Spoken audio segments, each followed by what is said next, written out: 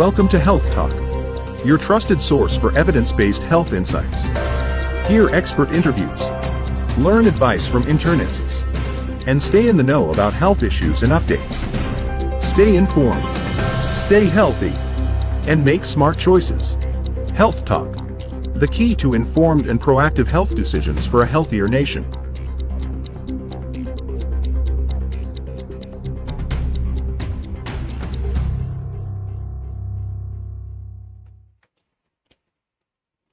Hello mga ka-PC Peeps! Magandang gabi po sa inyong lahat at welcome sa panibagong taon at panibagong edisyon ng Health Talk sa ating mga pinakamamahal na online viewers. Na-miss namin kayo at ang mga nandito ngayon nakasama ko sa studio.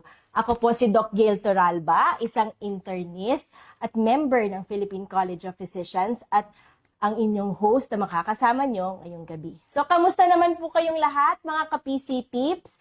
Kamusta po so far ang inyong New Year? We are so excited na makasama kayo dito sa ating Health Talk dahil ang Health Talk ay isa sa pinakamahalagang programa ng Philippine College of Physicians o PCP, ang samahan ng mga manggagamot ng internal medicine o adult specialist dito sa Pilipinas. So dahil dito sa Health Talk, kayo ang bida. Kaya kung nakatutok kayo ngayon or tututok pa lang, ay wag nang umalis. Samahan nyo kami. Tawagin si nanay, si tatay, ang buong pamilya, yun, ang inyong kaibigan, kamag-anak, kapuso, kapamilya, kapatid, at lahat ng may K sa buhay ninyo. Okay? At dahil syempre, gusto namin kayong maramdaman or ma-feel, maaari po bang pusuan, i-like, at i-share ang ating live stream. Ayan, okay. Daming nanonood. Okay, maraming salamat po. So last year, o mga ka-PC Peeps, ito po ang mga naging topic natin dito sa Health Talk. Nais po naming mag-thank you sa inyong lahat, sa inyong suporta at pag-tune in sa amin. At nagpapasalamat din po kami sa lahat ng mga nakasama naming speaker dito sa ating programa. Now, for tonight's episode, ang unang topic na bibigyan natin ng pansin ay ang sakit na goiter. Alam nyo ba na every 4th week of January ay pinagdiriwang ang Goiter Awareness Week. Kaya naman mahalagang pagkakataon nito para sa atin na maunawaan ang sakit na ito. At speaking of maunawaan, ang makakasama natin ngayong gabi dito sa Health Talk ay kilalang eksperto sa larangan ng pagsusuri at pangangalaga ng mga pasyenteng may thyroid disorders. Let us all welcome mga ka-PC Peeps, Dr. Aini Cristel Lee Choi. Hello, Doc Aini! Hi! Kamusta? At welcome sa Health Talk. Alam kong first time mo maging invited po dito, so thank you for accepting our invitation. Hello, Dr. Gail. I'm so happy to be here. Hello, mga ka-PC Peeps. Good evening po sa lahat. Thank you for inviting me here. I'm excited na pag-usapan natin ang goiter at marami tayong matututunan sa gabing ito. Ayan. So, Doc Aini, umpisahan po natin ang usapan ng Goiter Awareness Week. So, ano po ito at yung theme na ito at paano ito pinagdiriwang? Ang Goiter Awareness Week ay ginaganap, nasabi mo naman, taon-taon sa Pilipinas tuwing 4th week ng January. Tinatalakay dito ang importance ng getting enough iodine, paano makakatulong ang iodine para hindi tayo magka-goiter at magbigay kaalaman sa ating lahat na maagang pagsusuri para matreat ang mga problema sa thyroid kapag meron man. Okay. So, correct, Doktora, napakahalaga talaga na pag-usapan ng goiter.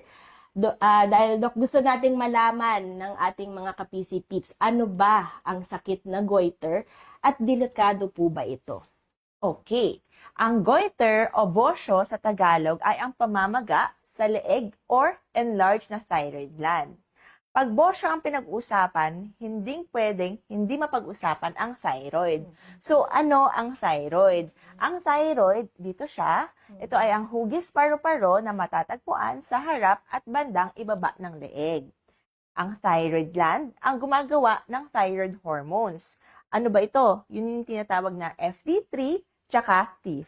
T3 tsaka T4 na siyang namamahala sa normal na metabolism ng ating katawan. Ayun. So, doktora, no, kailangan pala talagang tingnan ng lieg, no? Tapos obserbahan kung lumalaki ba ito. Dahil kasi kung lumalaki, mukhang kailangan talagang kapain at magpatingin, no, sa doktor.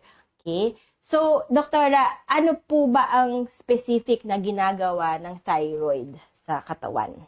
As I've mentioned, di ba, ang thyroid nandito, maliit siya, pero makapangyarihan. Kasi, inaapekto nito lahat from head to toe. So, from head sa utak, it affects yung pagtulog, concentration, attention, yung interest, damdamin. Sa heart naman, yung pagbilis ng tibok, yung blood pressure natin. Sa atay, pag-imbak ng kolesterol.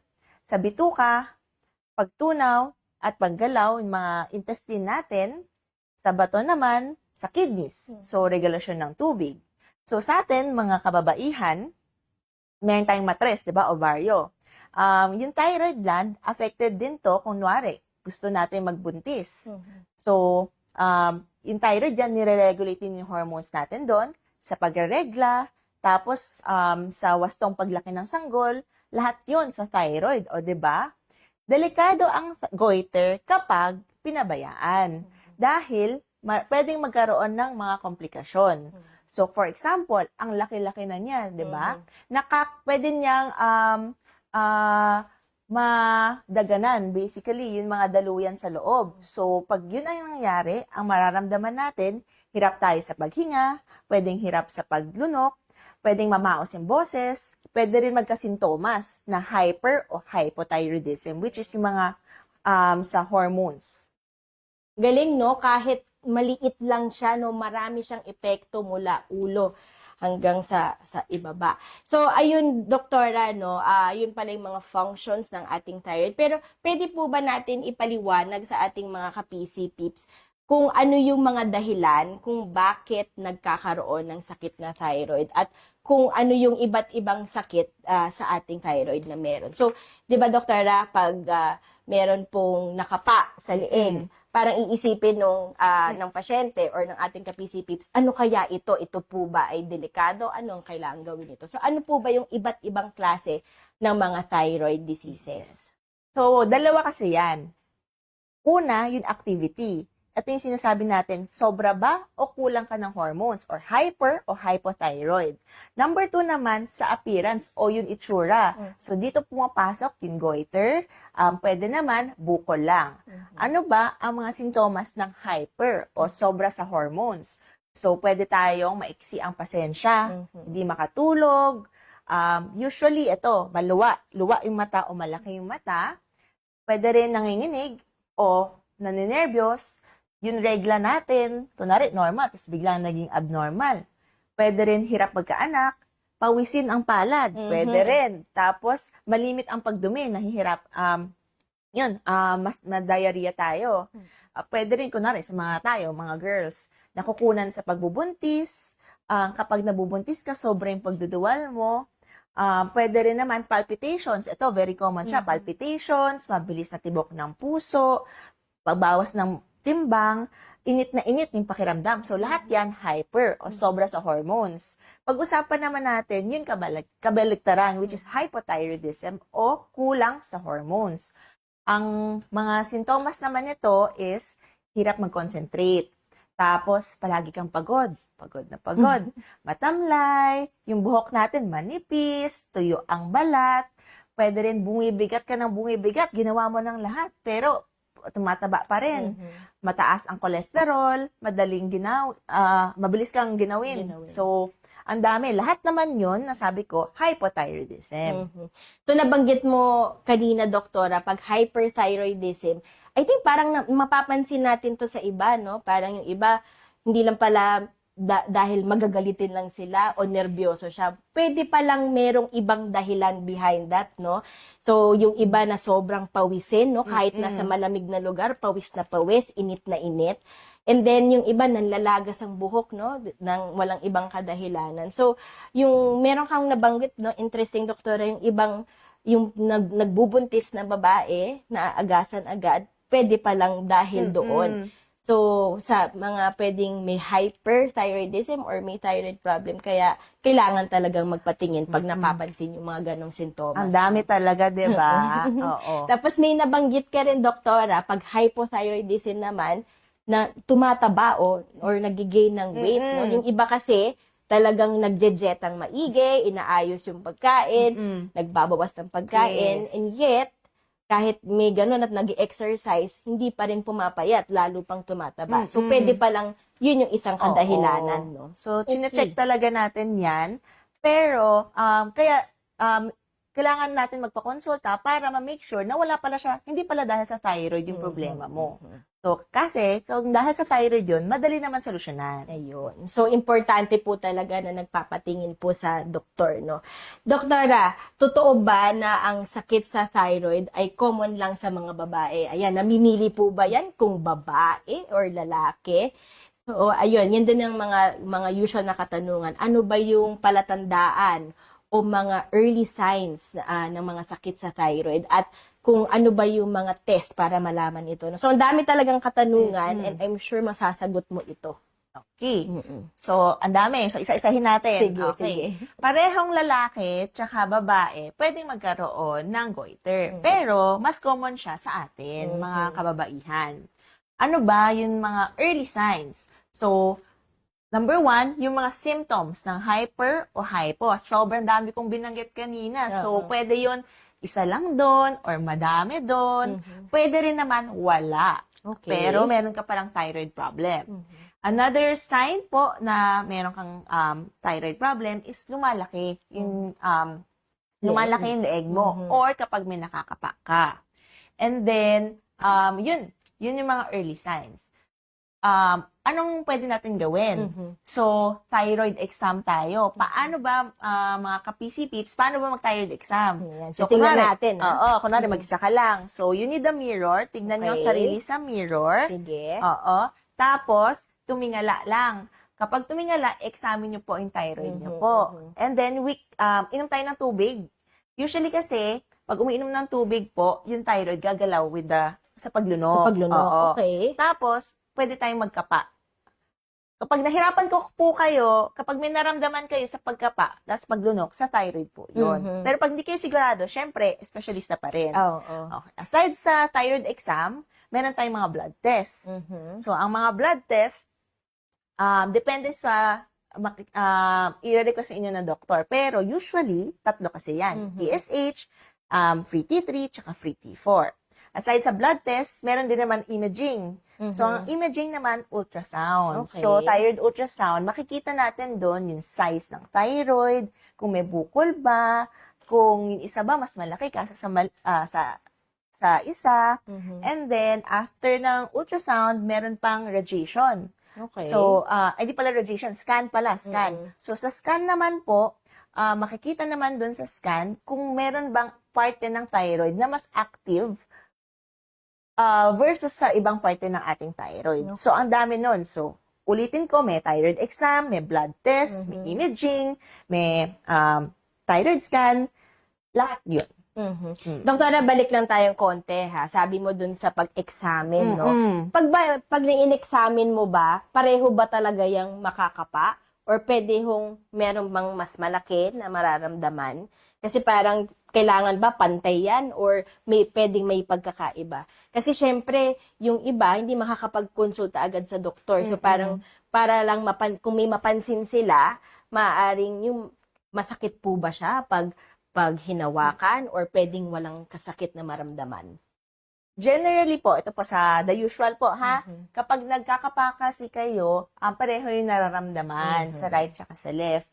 Tapos, kunwari, may goiter ka or may bukol, pwede siyang naka-concentrate tayo sa isang parte lang. Kunwari, sa kanan lang or pwede sa kaliwa lang din. Ayun. Tapos, yun, anong tanong Kung yun? masakit, Yun, masakit ba ayun. lagi or pwedeng hindi masakit?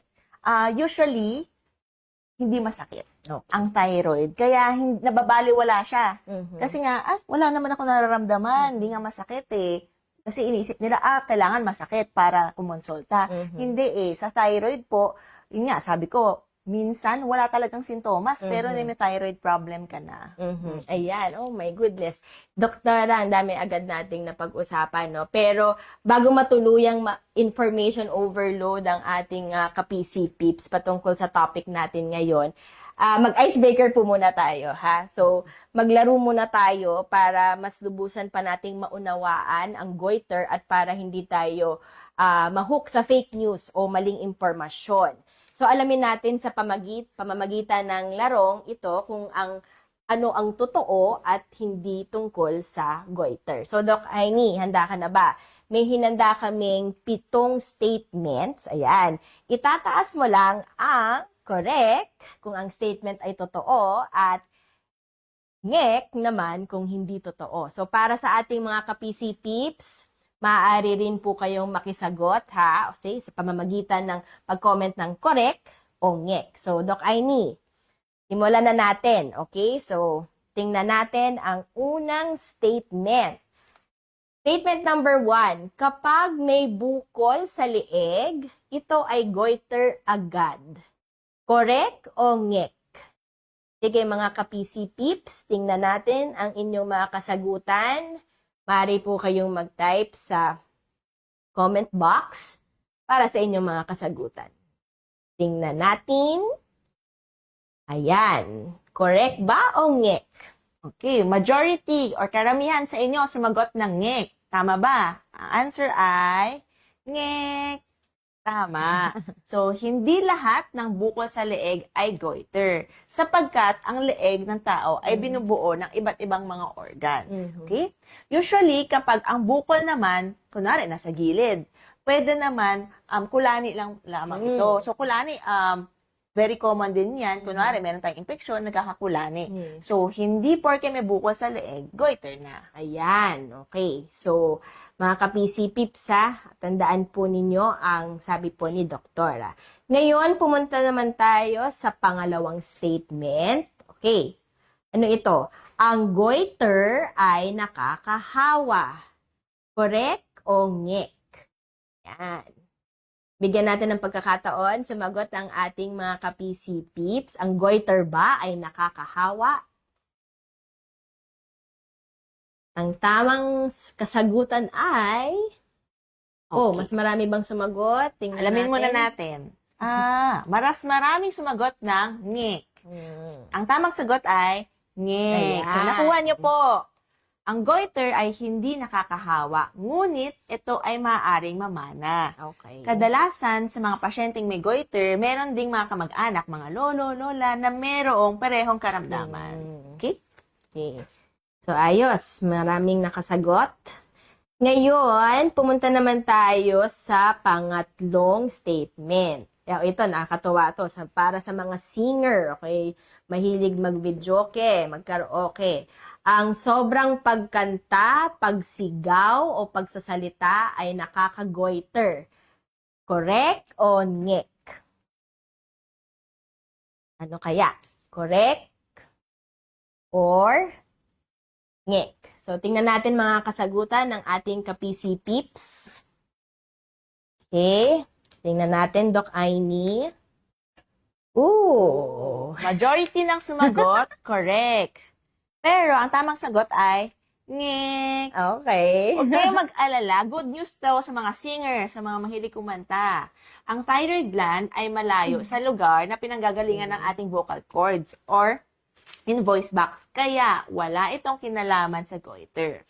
Ngunit, kapag ang goiter mo sobrang laki na, pwede na itong makaapekto sa boses. So sa mga singer po, huwag tayong mag-alala. Pwede pa rin tayo mag-video okay. Ganun Okay. po. Hindi po siya nakakagoiter. So, good news yun, no? Pero parang may naisip ako, Doktora, paano po yung namamaos, no? Pwede kaya yun? Sobrang pagkanta, nakakos ng paos? Or pag may malaki kang goiter, pwede ka rin bang mamaos? Yes. Oh. Pag yung goiter mo sobrang laki, pwede tong maka-apekto sa voice mo, pwede tang yun nga, namamaos ka. So, Okay. pwede po. Pero, pwede rin siyang, hindi lang siya goiter, yun pala, pwede siyang thyroid cancer na mas malala Yes. na. So, maaari pong may ibang dahilan pala. no? So, ibig sabihin, pag namamaos ng biglaan, kailangan po talagang magpatingin sa doktor. Ayan. For the fourth statement, ang ikaapat, ito, ano ba ito? Ang goiter ay nakukuha kapag kulang sa iodine. Okay, correct o ngek? Ang goiter ba ay nakukuha pag kulang sa iodine? Correct o ngek, mga ka-PC peeps? Majority sumagot ng correct. Ang tamang sagot ay Tama. Correct. Correct. ang kakulangan sa iodine ay ang pinakakaraniwang sanhi ng goiter. So, tama kayo. Ayan. So, pag-usapan natin mamaya ang tungkol sa iodine. Ito naman po ay ang ikalimang tanong, ang pagbubuhat ng mabigat, ayan, no, ay nagdudulot ng goiter. Totoo kaya yun? Ang pagbubuhat ng mabibigat ay nagdudulot ng goiter. Correct o ngek? Ano kaya ang mga kasagutan? Okay, sumagot na. Oh, it's a tie. 50%. it's a tie. Ang sumagot ng ngek, 50% sumagot ng correct. Ano ba ang tamang sagot? So, naguguluhan ng mga Oo nga ka-PC ano peeps. kaya? Ang tamang sagot ay ngek. Ayun. Okay? Hindi nagdudulot mismo ng goiter ang pagbubuhat ng mabigat. Okay. May instances lang, kunwari, meron ka ng goiter to begin with. Mhm. Tapos, nagbuhat ka. Okay. Meron kasing maliit na ugat sa loob ng thyroid na pwedeng pumutok kapag nagbuhat ka ng mabigat biglaan, tapos may goiter ka. So, yun. May goiter ka na. Pero, linawin natin, hindi dahil nagbuhat ka, Okay. nagka-goiter ka. Okay. So, yung mga nagjo-gym, Mhm. pwede pa rin sila mag-weight. Okay, okay. So, hindi yun direct na kadahilanan po, ha? Ayan. So, pumunta naman tayo sa ika-anim na statement. Ito, favorite to na tanong lagi, no? Kahit hindi tungkol sa goiter ang pinag-uusapan. Epektibo ba ang mga herbal medicine or mga herbal supplements sa pagsugpo sa problema sa thyroid? Ayan. Gusto ko malaman yung mga kasagot ng ating ka-PC peeps. Ngek o correct? Epektibo nga ba ang mga herbal supplements sa pagsugpo ng thyroid? Tingnan po natin. Ayan. Close fight siya. nga. Oo. Madami ang sumagot ng correct, pero madami din ang ngek. Mas marami lang ang correct. Ang tamang sagot ay ngek. Bakit? Ang mga active ingredients ng mga herbal na gamot ay hindi tukoy at hindi na pag-aralang mabuti. Kaya, hindi tiyak ang epekto ng mga ito sa kalusugan natin. Either may goiter man o wala. So, hindi po. So, lahat po ng gusto magsubok ng mga herbal supplements, siguraduhin na basahin po maigi ang mga nakasulat. Kung walang nakasulat, ay magtaka na po kayo, no? So, meron po mga tamang gamot para sa goiter. Ayan. So, pag-usapan natin yan mamaya. Ang ikapitong statement, ito, interesting din po ito, no? I'm sure marami po nakakaisip nito. Ang pagkain ng carrots, repolyo, singkamas, at iba pang mga root crops ay nakakapagdulot ng goiter. Correct o ngek? Doc Aini? Mga ka-PC peeps, ano ang mga sagot po ninyo? Ayan. Okay, sumagot na. Ang sagot nila ay ngek. Majority ay ngek. So, ang tamang sagot ay ngek. Tama po. Ang mga pagkain ito ay may kaunting taglay na kemikal na pwedeng maging sanhi ng goiter. Okay. Ngunit, nawawala din ito pag niluluto mo naman. Kailangan din natin kumain ng isang truck ganong kadami sa loob ng maiksing panahon upang lumabas yung goiter. Okay. So, kapag kumakain tayo ng normal na everyday na breakfast, lunch, dinner, hindi ito nakakasanhi ng goiter. Okay. So, hindi ibig sabihin na hindi pwedeng kumain ng gulay. Dapat po tayong kumain ng gulay po, no? So, alright. Doc, ay alam ko, interesting to ang ating correct at ngek at hopefully may natutunan po ang ating mga ka-PC peeps. So, thank you sa pagbigay linaw po, no? At syempre sa ating mga ka-PC peeps na nakisali po at nag-comment sa mga kasagutan. Doc Aini, ito pa. Ano ba, or meron bang totoong dahilan kung bakit nagkakaroon ng goiter? Meron po bang underlying cause, no? Kung bakit nagkakagoiter or basta na lang po ba nagkakaroon nito? Okay, maraming reasons kung paano tayo nagkakagoiter at bakit. So, isa-isahin natin yung mga common reasons. One po is nasa lahi o nasa pamilya natin dahil namamana or napapasa po yung mga antibodies. Number 2, kapag kulang tayo sa iodine. Which is, yun nga, ito yung common po ito, yung kulang tayo sa iodine, na pag-uusapan din naman natin. Another reason kung bakit tayo may goiter, kunwari, stress. Bakit ba? Kunwari, sobrang stress mo. Kapag stress po tayo, tumataas ang cortisol. Ang cortisol na hormone, ito po, pinipigilan niya ang production ng thyroid hormones. Kaya, bumababa ang thyroid hormones mo. Kaya, nagko-compensate yung thyroid, nagkakagoiter. Kasi lumala. Para sa compensation na paggawa. Another reason po, sa kapaligiran. Hindi natin napapansin. Meron tayong mga industrial waste na nag-i-interfere o hinaharangan nila yung pag-absorb ng iodine sa ating katawan, kaya hindi nakakapag-produce pa rin.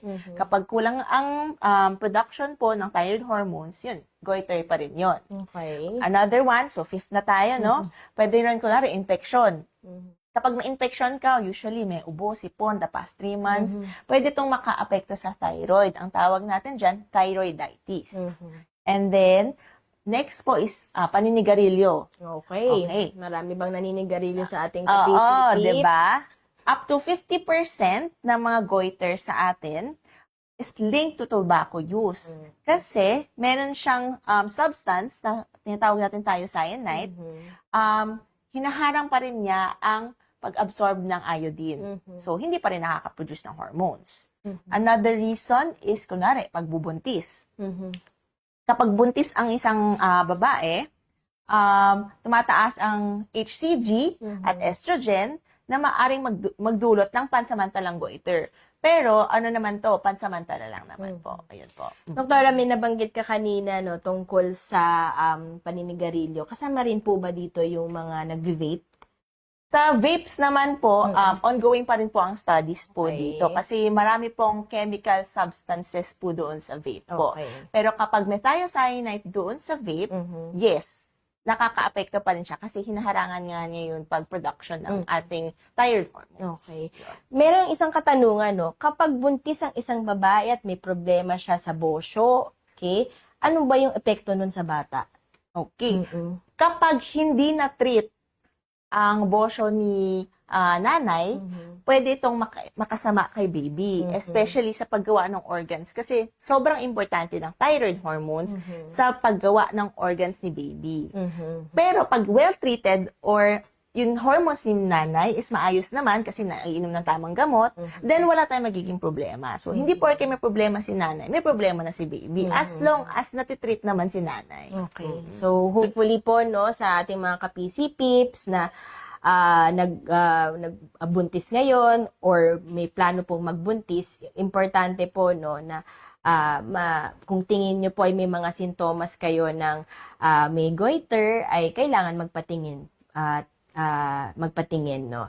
So, meron mas specific na edad ba daw na nagkakabosyo? Kasi, meron po ba? Well, generally, it can happen whatever is the age. Mas common lang po ito around 40s to 50s. Doon po mas lumalabas. Pero anytime po, pwede po. Okay. Doktora, earlier, may binanggit ka tungkol sa iodine, no? So, speaking of iodine, meron bang mga dahilan ng yung parang kasama ba to sa kadahilanan ng pagkakaroon ng goiter? So, may katanungan ng ating ka-PC Pips na gaano ba dapat kadami ang iodine na kinakailangan ng ating katawan? So, parang meron bang specific na iodine requirements po ba? It would depend sa age. So, kunwari, teenagers, mga 14 to 18s, 150 micrograms. Kapag tayo, more than 18, adults po, sa general population po, 150 micrograms. Okay. And then, kapag nagbubuntis, sa mga pregnant po, 220, so tumataas kasi nga may baby. Pinakamataas sa mga nagpapasuso o nagbe-breastfeed na mga mommies, 250 micrograms. So, iba't ibang category, iba't ibang requirements. Ayan. merong misconception kasi, doktora, na parang yung iodine ay asin. So, hindi po yun yung ibig sabihin, no? Parang more of yung iodine ay nandoon sa iodized salt. So, Opo. diba? So, parang Yes. hindi siya yung asin mismo.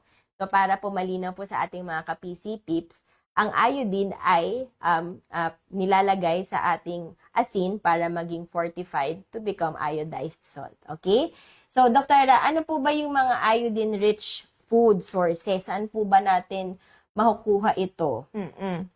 So, nasabi natin yung requirements. Ang mga matataas dyan, mga lamang dagat, itlog, gatas, mga dairy, tapos salt nga. So, let's be practical. Sabihin natin ilan. For example, ito, 1 cup of milk. Okay. Isang baso ng gatas. Ang laman nito na iodine is 90 na micrograms. Okay. Kapag nakadalawa ka, edi 180 na yun. So, solve ka na for the na-meet day. na yung Oo, na-meet na yung requirements. As an adult. Okay. Tapos, isang itlog. Pag isang itlog, medyo mas mababa, 21 micrograms. And then, ang mga sardinas, mas mababa pa, 7. So, salt. Lagi nga pinag-usapan ng iodized salt. Ang 1/4 teaspoon ng salt, merong 68 na agad. Kaya pala. Oo, mataas siya. So, kunwari, lagi naman ng salt, di ba? Sa pagluluto natin. Kaya yun, iodine requirement, majority naman na mi-meet naman natin yung iodine requirement natin. So, pag nakadalawang, pag naka half teaspoon ng iodized salt, no? Around mga 130 plus, no? Oo. Yan, okay. Ano pa ba? Ano pa ba? Cereal, yung mga bata, 3/4 cup, mga 1.6, maliit lang. Okay. 1 slice of bread, mga 1.1. So, kung ayaw niyo na pong tandaan po, pwede niyo pong maalala lang po, 2 cup of milk. Solve na po tayo sa iodine requirement natin. Tsaka yung iodized salt, dahil lagi naman to hinahalo sa lahat ng sinasabi nga, 1/4 teaspoon, meron ng 68. Kaya, konting teaspoon lang, solve na rin tayo sa iodine requirement. So, parang yung, madaling tandaan, yung seafood at saka yung iodized salt, no? Gatas. Yun. Gatas, sources of iodine yun. So, yung mga nakatira sa mga tabing dagat, no? Mukhang hindi sila yung magkukulang sa requirement. Yung mga nakatira sa matataas na bundok, no? Yung malayo po sa mga seafood. Yes. Pero what's nice naman kasi, yung salt na natin ngayon, may iodine na po sa salt. Kaya kahit kunwari, hindi kayo nakakakain ng mga lamang dagat, solve naman po tayo kasi nga may salt na may iodine. Yes. So, that's good to know po, no? Ayan. So, Doc Aini, may katanungan pa, kapag nagka-goiter o bukol sa liig, may mga paraan ba para magamot ito, no? Siyempre, gusto to malaman. May mga gamot ba para sa thyroid? Tapos, mahal ba ang gamutan nito? Siyempre, laging katanungin. Kaya ba ng bulsa ng ating mga kababayan? Iba't paraan natin paggamot ng goiter. Isa dyan, gamot lang. So, yung isang gamot, sa market natin ngayon, around 5 to 10 pesos siya. Okay. Pero, si doktor mo magsasabi kung ilan yung kinakailangan mo. Minsan, 3 beses sa isang araw, minsan 1 beses. So, it would depend sa thyroid hormones mo. Kaya lagi yan sinecheck ni doc. Another na treatment natin is yung pag-opera. So, pag-opera, sa hospital yon, kailangan natin ma-admit. Tapos, may usually 3 days yon to 4 days na ma-admit kasi tatanggalin nga. Another form of treatment natin is radioactive iodine. Yun naman, ang iinom tayo ng yung radioactive natin, na iniinom natin siya sa isang capsule. Tapos, na-admit ka din, ang ginagawa nito, tinutunaw niya yung natirang yung thyroid sa katawan. So, iniinom mo siya, pero tinutunaw niya siya, yung thyroid mo. And then, pwede naman, obserbasyon lang or pagsubaybay lang. Hindi naman porke meron kang ganyan, kailangan na may gawin agad. Pero pag obserbasyon, make sure lang na lagi kang mag-follow up. Kasi nga, medyo matagalang obserbasyon. Pwede naman, combination of both. Ayan. Or ito, 1 and 2, kung iba-ibang kombinasyon. So, it would depend pa rin. So, anong klaseng goiter meron ka? So, parang, doktora, pwedeng may gamot na iniinom, pwedeng maoperahan, or pwedeng naoperahan at kailangan ng tuloy-tuloy na paggamutan po. No? So, gustong i-emphasize talaga ni doktora na yung pag-follow up nyo po sa inyong doktor ay lifetime po talaga, no? Kailangan po talaga ay masubaybayan ang inyong thyroid hormones once maoperahan kayo para ma-adjust po yung dose ng tama po ng inyong mga doktor. Ayan. Pero, doktora, lahat po ba ng goiter ay kailangan po bang operahan? Siyempre, yung iba ayaw magpa-opera. Meron pa po bang lunas yun kung ayaw talaga magpa-opera? Good news naman, huwag kayong mag-alala, hindi lahat ng goiter kailangan operahan. So, it would still depend kung anong klase siya. For example, meron ka bang indikasyon para mag-surgery? Hindi naman po. May mga certain po yan naman. Yung iba naman po kasi, tablet lang o yung gamutan lang is okay na po. So, hindi po automatic na goiter, operasyon na, panic na. Hindi po. So, it would depend pa rin. Okay. May karagdagang katanungan, doktora. Paano kung may maliit na bukol? Pwede po ba daw yun na parang i-biopsy muna para malaman kung ano hong klase yun, kung kailangan po ng gamutan sa thyroid o kailangan ng operahan yun? Okay.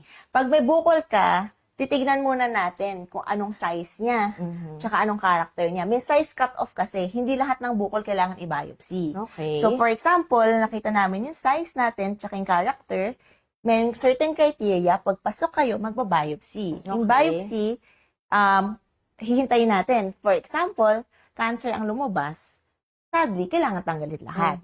Pero pag hindi naman po cancer, for example, benign lang yung nakita, then, follow-up lang ng follow-up.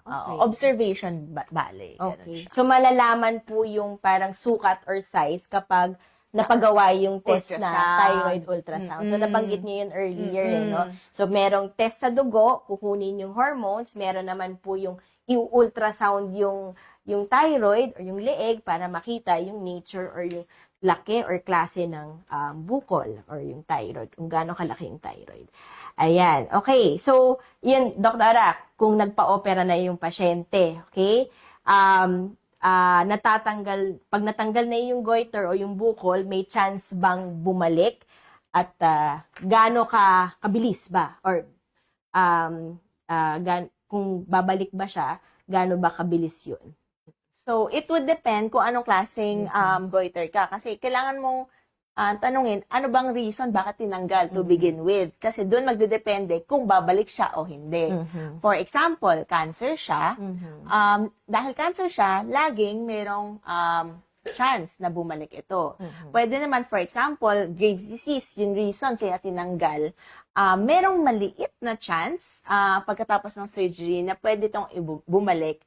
Kaya, after surgery, yun nga, lifelong commitment na magpa-follow up sa doktor kasi lagi niyang i-check yan kasi anytime, pwedeng bumalik talaga. Opo. Doktora, sorry, nabanggit mo yung Graves' disease. Ano po ba yung parang pagkakaiba or let's say itsura ng taong may Graves' disease as compared po sa yung may bukol lamang? Pag Graves' disease kasi, it would fall sa hyper. So, ang problema nila, sobra sila ng hormones So, ang sintomas nito, grabe yung pagtibok ng puso, tapos yung mata nila medyo mas luwak, mas malaki, yung timbang mas payat. So, yun yung mga signs na may Graves' disease ka. Pasok siya dun sa hyperthyroid na category. Kasi sobrang hormones niya. So, parang iba, no? Iba yung itsura ng mata ng pasyenteng may Graves' disease. Naku, doktora, pasensya na ang daming katanungan, no? Pero alam kong maraming natututunan ang ating ka-PC Pips dito sa mga katanungan na ito. So, bukod, doktora, sa mga treatment options para sa goiter, meron pa po bang ibang mga tips? May mga tips na para sa ating mga ka-PC Pips na may kakilalang may goiter o kung sila mismo ay tingin nila baka may goiter sila, meron bang mga pagkain na dapat kainin or pagkain na dapat iwasan? So, it will depend sa thyroid condition nila. Dapat alam muna natin, hyper ka ba o hypo? Kasi maaring iwasan natin yung sinasabi nilang goitrogens kapag hypothyroid ka. Yun yung mga nabanggit kanina. Tapos, yung mga root crops, yung mga ganun po. And then, kapag hyper ka naman, dahil sobra-sobra ka, pwede natin iwasan ng konti yung mga seafood, iodized salt, yung mga matataas sa iodine, diba? Yung kanina, nabanggit natin, diba? Ano yung mga high sa iodine. Also, dahil hyper ka, sobrang palpitations mo, pwede natin iwasan yung caffeine, coffee. Kasi, hyper ka na, sobra na yung thyroid hormones mo, tapos nagkakape ka pa, sobra na yung palpitations mo. So, at that time na hindi pa controlled yung hormones mo, iwasan natin muna yung mga yon. Pero, kunwari, naggamutan na, nakontrol na, pwede naman ulit. Hindi naman porke hyperthyroid ka, hindi pwede magkape. Okay, okay. Oo, kaya pag na-treat na natin yun, thyroid na problema mo, pwede na. Pwede mo na ma-enjoy. Oo. Sige, sige. So, sa mga coffee lovers po natin, no, na merong problema sa thyroid, lalo na kung hyperthyroid, na pinapaiwasan yung caffeine, no? Huwag po kayong malungkot dahil pag naman mas kontrolado, mas papayagan naman po take ng caffeinated food. Pero at first, kung talagang symptomatic po o may sintomas kayo, kinakabugang dibdib, nagpapalpitate, kinakabahan ng walang dahilan, ayun, kailangan po talaga natin iwasan yung pag-inom ng kape. Lalo na, doktora, no, pag may mga tremors, no, nanginginig ang katawan. Ayun. Meron po tayong katanungan. Paano daw palakasin ang loob ng mga taong may goiter, no? Naku, kailangan ng moral support pala. Paano daw palakasin? Ayun. Alam nyo, huwag kayong mag-alala kasi ang goiter, very treatable yan. Nabanggit natin kanina yung mga treatment. Pwedeng tablet, pwedeng surgery, pwedeng radiation. Lahat yun, kaya, may paraan, may solusyon. So, kailangan lang natin ng early detection. The key is, wag na nating patagalin pa. Kasi malay nyo, sa una pa lang, maliit pa siya. 'Di ba? Hindi natin hihintayin na, ay, nahihirapan na, nalumunog, may komplikasyon na. It's very treatable. So, sa lahat ng mga may goiter po, wag kayong mapanghinaan ng loob dahil mabilis siya magamot. May paraan, may solusyon. So, wag po mag-alinlangan, magpatingin sa inyong doktor, sa inyong internist. At, doktora, kailan ba kailangan magpakonsulto na sa specialista po, no, sa inyong mga endocrinologist? Yun mga may hyper o hypothyroid symptoms, lahat na nabanggit natin. Kapag may bukol sa leeg, pwede rin, kunwari, biglaang namamaos yung boses mo, biglaang pagbabago sa timbang. Kapag naoperahan ka na or na-radiation ka na sa thyroid, for life na ang follow-up mo sa endocrinologist. Yun po. Ayan.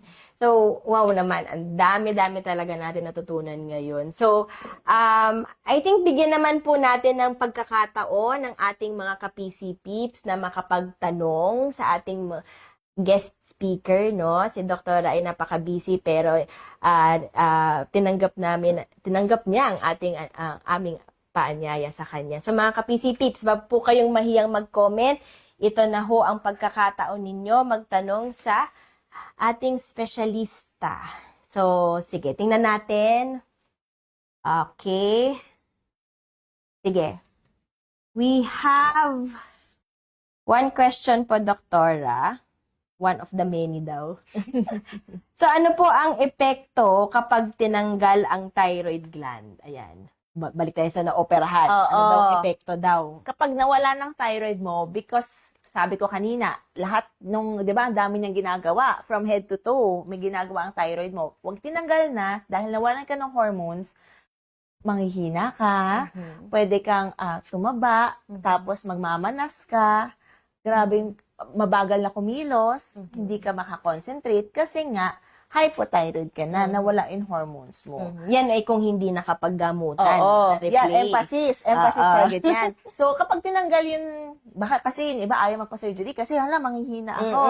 Yes, tatanggalin. Pero, huwag kayong mag-alala kasi meron namang replacement. Papalitan yung tinanggal. So, ito yung tablet o yung mga gamot natin para na hormones kasi ipapalit natin dun sa tinanggal. Para wala kayong maramdaman na ganong mga sintomas na sinabi ko. Okay, ayan.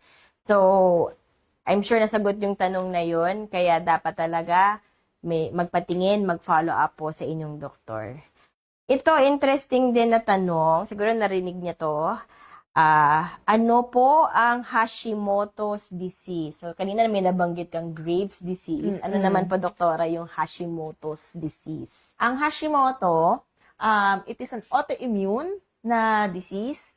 Ay, ano ang autoimmune? Baka hindi natin, medyo mahirap mahirap ma-understand yung autoimmune. So, meron kang antibody na nilalabanan ang thyroid nyo. Dahil nilalabanan nito ang thyroid nyo, hindi makaproduce ng hormones. Okay. Dahil hindi makaproduce, hypothyroid. O kulang tayo sa hormones. So, it is an autoimmune disease kasi nga may antibody na nagkakos ng hypothyroid. Pero, wag mag-alala, ito naman ay easily treated pa rin. Usually, pag ganito mga Hashimoto's, we just replace o pinapalitan lang natin yun na block na pag-produce ng hormones. So, papalitan lang. Madali lang yan ma-treat. Okay. Very encouraging si doktora, no? Talagang lahat may solusyon, lahat pwedeng magamot, no? So, pag gusto nyo magpakonsulta, kay doktora po tayo magpakonsulta para malunasan yung ating mga nararamdaman. Okay, ito pa. Okay. Kailangan ko po bang uminom ng gamot habang buhay? Talagang habang buhay eh. I think ilang beses mo na rin nabanggit, doktora. Pero siguro gusto niya talagang malaman kung panghabang buhay na tong gamutan. Oo. Depende. Kasi kapag, kunwari, tinanggal na yung thyroid mo, na surgery ka na, yes, kailangan po habang buhay dahil importante na meron tayong thyroid hormones. Kung hindi natin iinumin yung gamot natin, magkakaroon tayo ng lahat ng sintomas ng hypothyroid na nabanggit natin kanina. So, yes, habang buhay po. Okay. Opo. Pero hindi lahat ha, hindi lahat ha. Emphasize ko lang Opo. na kasi depende pa rin yan kung anong klaseng sakit ng thyroid ang meron ka. Hindi po yan lahat na habang buhay. So siguro emphasize lang natin para makasigurado, kailangan po magpatingin sa doktor, mag-follow up sa doktor kasi kahit habang buhay yung gamot, maaari pong ma-adjust naman po yung dose, no? Tama. Oo. Hanggang Lagi yan. ma-reach yung level ng hormones na tama para dun sa pasyente. Ayan. Okay, so mga ka-PC peeps, ayan, meron pa pong karagdagang katanungan. Okay, ito, kapag po ba na-biopsy na, kumakalat ba yung bukol kung cancer ito? Ayan. Ako, laging tanong yan, no? Kaya, don't worry po, hindi po. Kapag nag-biopsy, hindi po ito nakakakalat ng cancer.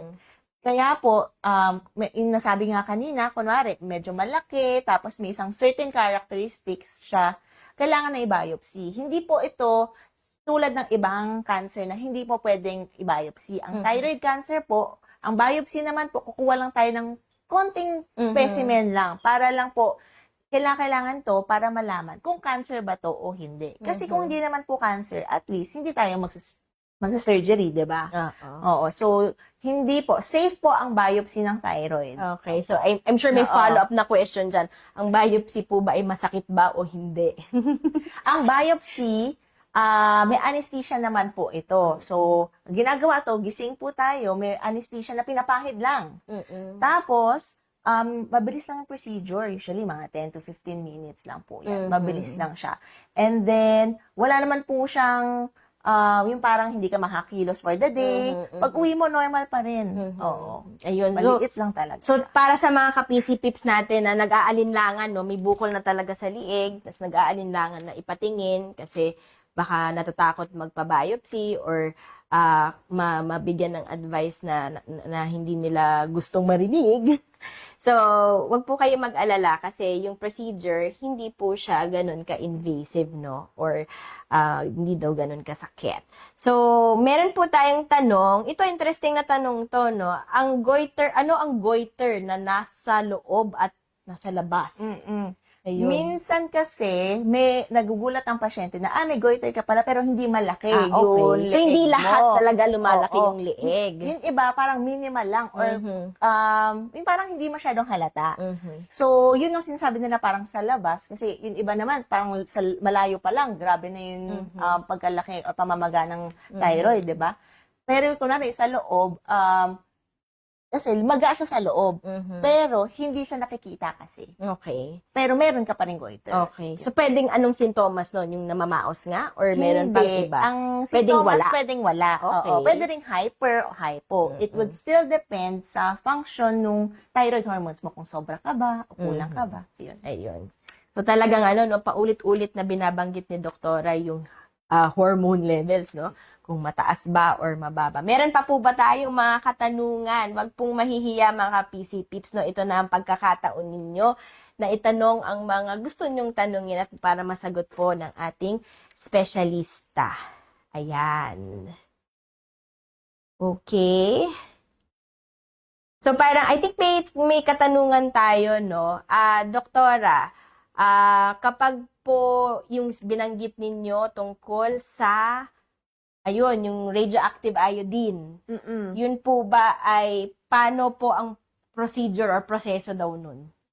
Ang usually mga tao na-associate yung radioactive sa cancer. Mhm. Nakaka-cancer ba? Mhm. So, hindi po yung nakaka-cancer. Pero paano ba yung procedure nun?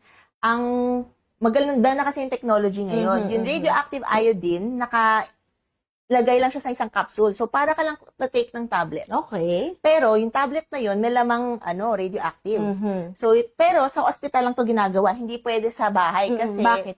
pag ininom mo to sa bahay, number one, pwede siyang makahawa sa iba. Mhm. Especially, so, kunwari, may nagbubuntis. Okay. So, hindi siya pwede sa kanila. Mhm, mhm. So, paano iniinom? Iniinom lang talaga, para siyang tablet, tapos tubig lang, and then, yung radioactive na yun, diretso pupunta sa thyroid. Okay. Tutunawin niya yung thyroid mo.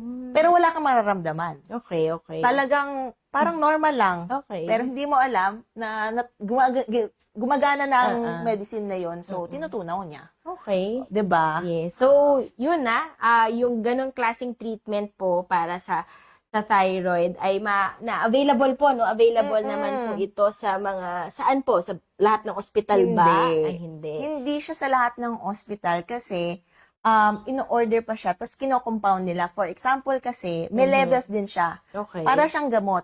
5 mg, 10 mg. Pero sa radioactive, ang tawag namin sa kanya, MCI, iba-ibang dose din. Ang doktor mo din ang magsasabi kung anong dose na radiation ang kailangan mo. Ayun. So, pag cancer, mas mataas na dose. Okay. Pag kunwari, hindi naman cancer, yung hyperactive lang, mas mababang dose. Hindi naman lagi kailangan ma-admit. Mhm. Kasi, kunwari, sobrang babang dose lang, pwede ka na umuwi. Mhm. Ngayon, Case-to-case basis pa rin siya. ang galing, no? Doctor, I think common na question nito, pag ba nagpa-radioactive iodine, pwede po bang mag-travel to? Pag-travel, it would, sa una kasi, number one, hindi ka bibigyan ng clearance umuwi nang mataas yung, radiation levels mo. So, everyday yan may measure, especially Okay. pag admitted ka. Tapos, titingnan natin, everyday, bababa yan. Kapag may certain threshold na, pwede ka na umuwi. Okay. Tapos, pwede ka na mag-travel. Okay. So, sasabihin yan, i-instructan ka naman. Oo. Depends sa level mo. Okay. So, yun, no, sa mga nais siguro, no, na magpagamot dito sa Maynila, na kailangan pa mag-travel, no, isipin nila, paano sila makakauwi? Pwede, pwede. So, yan ang kasagutan, Oo, doktora, hindi no? hadlang ang radiation para sa travel niya po. Okay. Meron tayong katanungan, kapag nagbubuntis, lumalaki ba ang goiter? Ayan. Okay. Nabanggit natin kanina, kapag nagbubuntis ka, pwedeng maapektuhan ang thyroid mo o pwede kang magka-goiter kasi nga tumataas yung estrogen mo tsaka yung HCG. Pero, panandalian lang. Okay. So, So, parang transient, Oo. no? So, pero sa sandalian yun, sometimes meron kang symptoms, sometimes wala. So, it would depend po. Okay, okay. Pero ang importante, yun, pag bago ka magbuntis, no, usually Kailangan pinapacheck talaga to, no, ng mga Mache-check siya. Sa ng OB po. OB. Ayan. Okay, sa dami ng tanong, hopefully nasagot po lahat, no? Maraming salamat sa ating mga ka-PC Pip sa pagtutok at pag-tune in ngayong gabi sa ating programa. So bago tayo tuluyan magpaalam, Doc Aini, maraming salamat po sa lahat po ng tinuro po nyo sa amin. Meron pa po ba kayong gustong sabihin na mensahe para sa ating mga ka-PC Pips, Doc Aini? So, sa mga tanong po tungkol sa goiter, magpakonsulta lamang po sa endocrinologist. Ito po ay mga tawag sa mga doktor na espesyalista sa thyroid at sa hormones.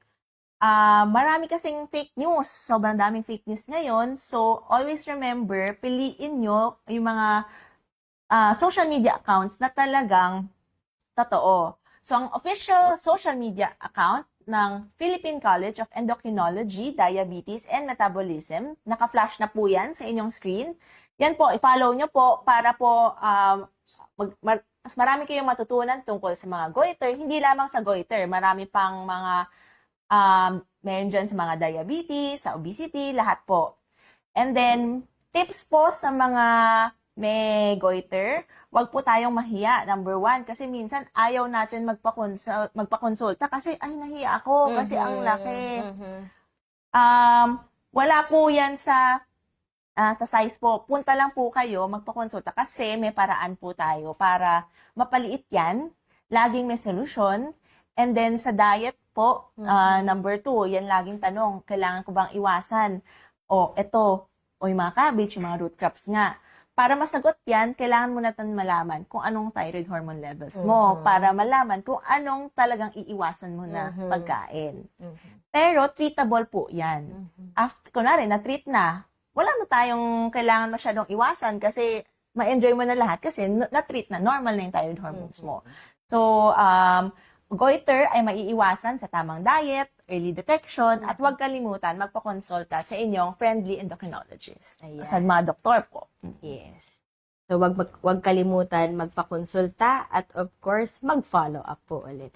Maraming salamat po, Doc Aini, ha. Marami po talaga kaming natutunan sa inyo at I'm sure ang ating online viewers, mga ka-PC peeps, okay? Marami din silang natutunan. So, sa aming mga pinakamamahal na ka-PC peeps, salamat po sa pagpatuloy na pagtangkilik nyo at pagtutok po sa amin dito sa Health Talk. Okay, samahan nyo po kami muli next month para sa more kaalaman, more tips mula sa mga internist, mula sa PCP. At para sa iba pang impormasyon, bisitahin lamang ang mga social media accounts na nasa ibaba ng inyong screens. May topic ba kayo na gusto pong pag-usapan natin dito sa Health Talk? Huwag pong mahiyang mag-comment, okay? Comment kayo dali para sa susunod ay maisama po namin sa tatalakayin. So, thank you once again and good night to all of you. Have a great weekend at lagi pong tatandaan, be informed, Stay healthy, and make the smart choices. Paalam!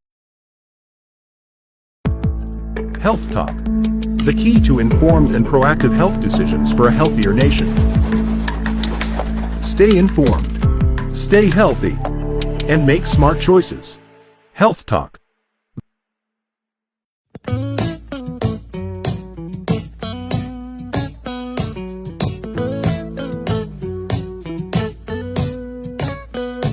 Pagsapit ng alas 6, huling Sabado ng buwan.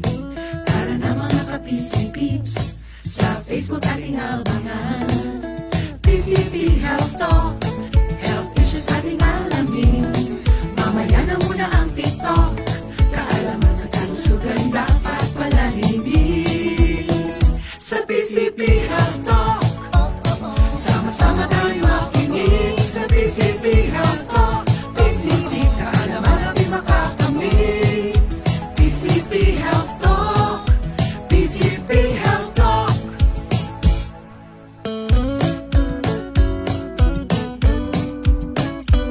Mula ulo hanggang paa, kalusugan ay napakahalaga. Tayo may gabay, PCP ang dapat. PCP Health Talk, kaalaman ay taglay. Sa PCP Health Talk, sama-sama tayo makinig. Sa PCP Health Talk, PCP, kaalaman ating makakamit. PCP Health Talk, PCP Health Talk. Lahat ng isyu ay may kasagutan, kalusugan natin ay pag-ingatan.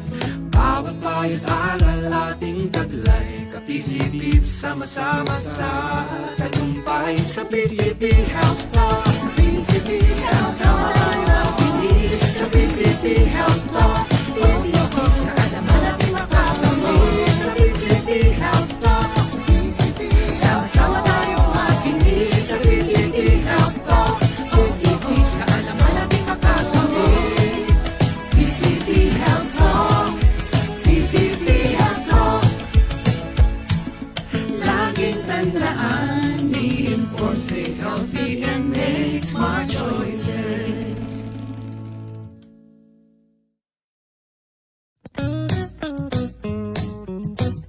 Hello, Ka-PC Peeps! Hi, Ka-PC Peeps! Hi, Ka-PC Peeps! Hi, Ka-PC Peeps!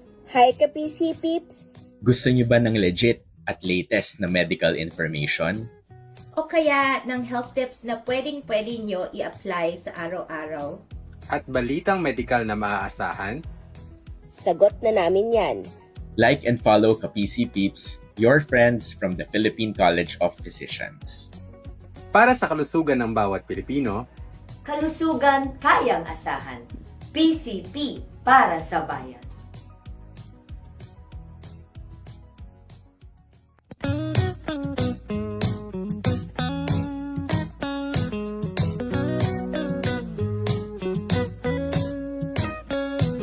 Pagsapit ng alas 6, huling Sabado ng buwan. Tara na mga ka-PC Peeps, sa Facebook ating abangan. PCP Health Talk, health issues ating alamin. Mamaya na muna ang TikTok, kaalaman sa kalusugan dapat palalimin. Sa PCP Health Talk, sama-sama tayong makinig sa PCP Health Talk. PCP, kaalaman natin makakamit. PCP Health Talk, PCP Health Talk.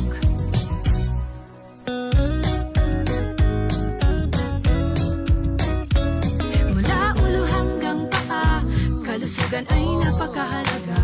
Tayo'y may gabay, PCP ang kaagapay. PCP Health Talk, kaalaman ay taglay.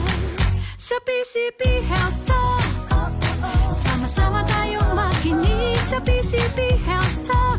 PCP, kaalaman natin makakamit. PCP Health Talk, PCP Health Talk. Lahat ng issue ay may kasagutan, kalusugan natin ay pag-ingatan. Bawat payo't aral ating taglay, ka-PCP, sama-sama sa tagumpay. Sa PCP Health Talk, sama-sama tayong makinig sa PCP Health Talk. PCP, kaalaman natin makakamit sa PCP Health Talk.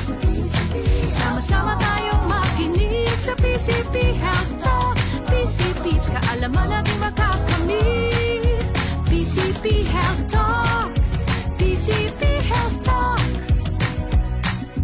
Laging tandaan, be informed, stay healthy, and make smart choices.